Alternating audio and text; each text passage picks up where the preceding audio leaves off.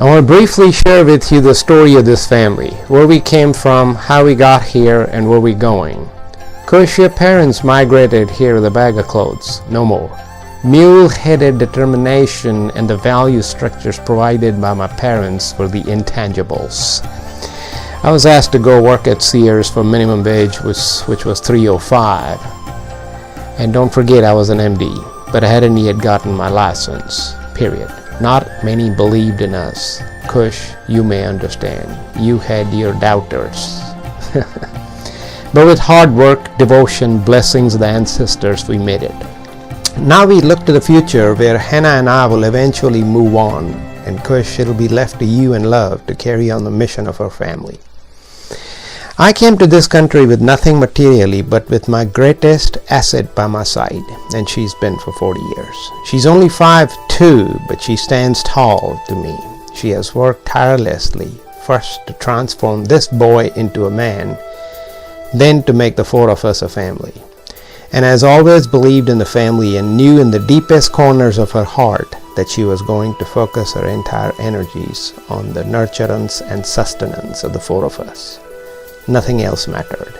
She provided her wisdom, time, balance, and stability to the Mirani clan, a true Libra at work. It wasn't always easy. Kush and I were never easy, but she has done wonders with us. When Kush was little, we had our conflicts, mostly after my car accident. It was a difficult time, but Hannah was a rock of Gibraltar, never wavered from utmost commitment to the four of us. Her devotion to the four of us paid off, and you have arrived, Kush. You owe her, as Trump would say, bigly. We moved to Chattanooga, where you were born. 15 months after love, I watched and assisted in your delivery. How could I let you off the hook easily or give up on you either? And so there you are. You were always needing the assistance, or so it seemed. Do you remember your ping pong table? Once while playing ping pong at home, you were 12 and the ball goes under the fridge and you can't find it. Love and I told him to look inside the fridge, and gullible Kush actually opened the fridge door and starts looking inside. Well, years roll by. I start the practice in Knoxville, lose myself along the way. Never see you and your brother. I remember you as a kid asked me on Sunday if I had another week of vacation. You just couldn't believe a father can be gone to work Monday through Saturday, leave before you wake up and return after you are in bed. Well, I'm sorry for that. I tried to make up after my accident, which had changed everything. Before the accident, I was financially rich, spiritually poor. Well, after a few years of adjustments, I started looking at the accident as a blessing, not a curse. I grew spiritually. Financially, we just ate less in our family. Well, except Kush. We spent time together, played ping pong, traveled as a family.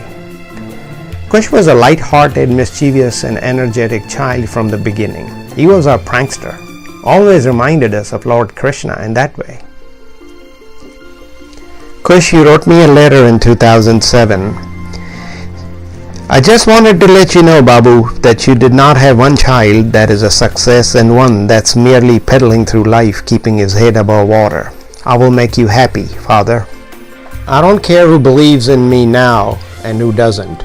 This is a task I have to accomplish and become what I was destined to do in life. Your few times of motivational speaking to me have crushed me and put a fire in my belly unlike anyone in the world would know. I will prove to you, Father, that with your support and guidance, I can become something great.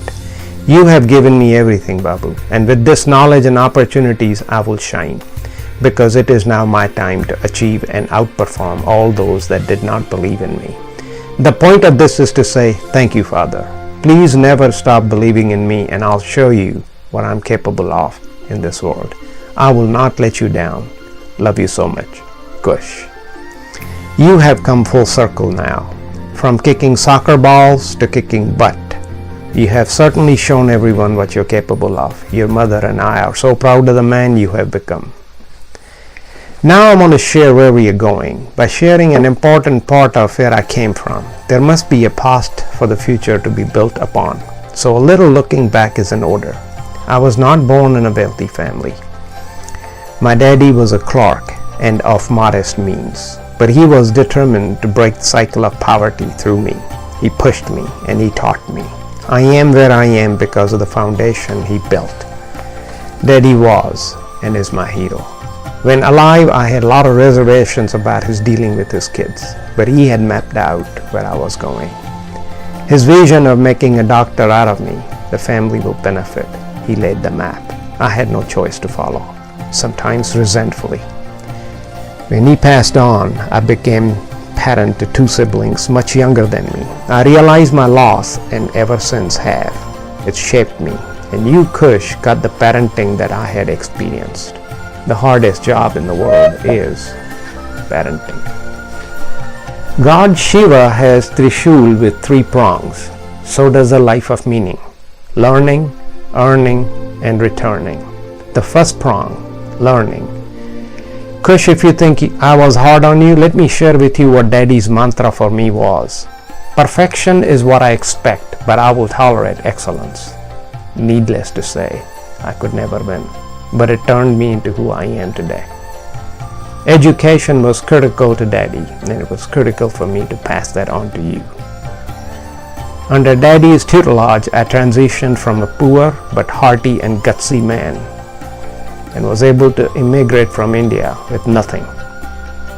But Daddy had provided me the tools to grow. Second prong, earning. This stage in life has been fruitful for me and my family, thanks to the lessons of my childhood. I can see the man you have become, and I know with the blessings of our ancestors and your focus, you will conquer the world.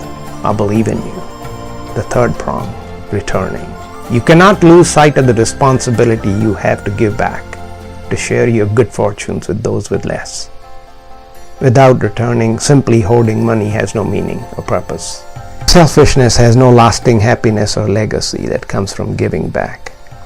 Returning. We all remember the phrase WWJD from a few years back. What would Jesus do? Well, I have modified it to WWDD. What would Daddy do? And he would share. And this is where we are going. The importance of returning is why I have established the Mirani Foundation, whose purpose is to return the abundance we've been blessed with. I like to say that for the foundation, Mirani stands for making impactful return of abundance for the needs of the impoverished. You and love are board members. I wanted to give you some vehicle that allowed you to share your blessings. The Mirani Foundation wants to help groups working in health, education, and social justice that maximize the impact of their resources. You have fiduciary responsibilities of being a part of it and will be more so as your parents age and finally move on.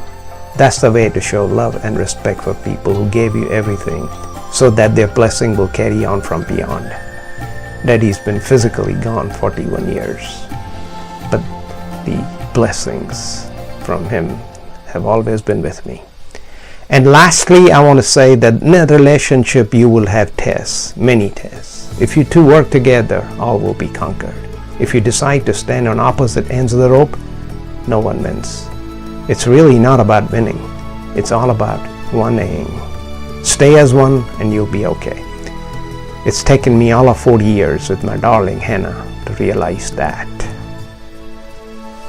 Good luck to you, Kush and Amber.